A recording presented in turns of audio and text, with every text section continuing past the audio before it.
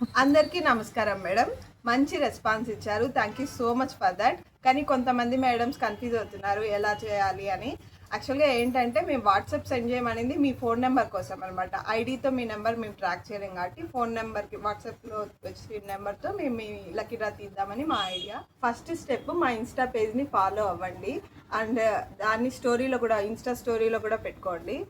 ఆ స్క్రీన్ షాట్ని మాకు పంపించండి. దాంతోపాటు మీ 5 మెంబర్స్కి షేర్ చేసి ఆ స్క్రీన్ షాట్స్ కూడా మాకు పంపిస్తే మీ number next day lucky draw కానీ లేకపోతే ఆ రోజే ఈవినింగ్ లోపు లక్కీ డ్రా కాబట్టి ఆ రోజుకి కానీ మీ నెంబర్ని మేము సెలెక్ట్ చేసినట్టు మీకు మెసేజ్ కూడా పంపిస్తాము.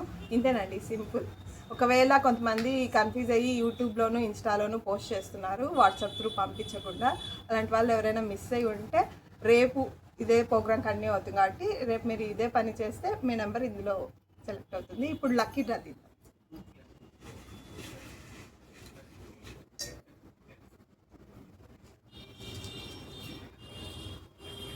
రజనీ అనే నెంబర్కి ట్రూ కాలర్లో మనకి రజనీ అని ఉంది. ఈ నెంబర్కి ఒకసారి కాల్ చేసి చూద్దాము ఏమంటారు.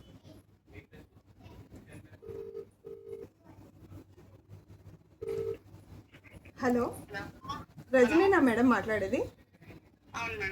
ఏ ఊరు మేడం మీది? ఎక్కడ ఉంటారు మేడం? అనంతపూర్లో.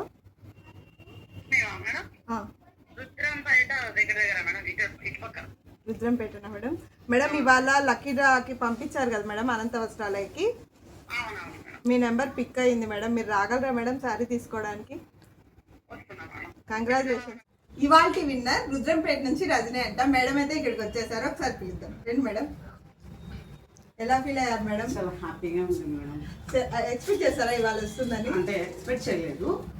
మీ ఫోన్ వచ్చిన తర్వాత 10 నిమిషాల్లో మేడం ప్లీజ్ మేడం త్వరగా రండి అంటే చాలా ఫాస్ట్గా వచ్చేసారు.